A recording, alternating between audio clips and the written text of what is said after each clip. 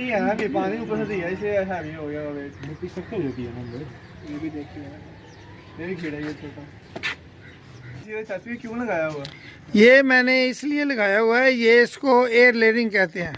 इसके साथ air layering है, हवा में ही इसकी जो है ना, इसके अंदर जड़ें आ जाएंगी। नीचे से हम इसको कट करके एक नया पौधा तैयार कर लेंगे, नया दरख्त, जिसको हम कहते हैं उसी वक्त और उसी साल ये फल देगा इंशाअल्लाह ताला। ये इससे एक नया पौधा और तैयार हो जाता है।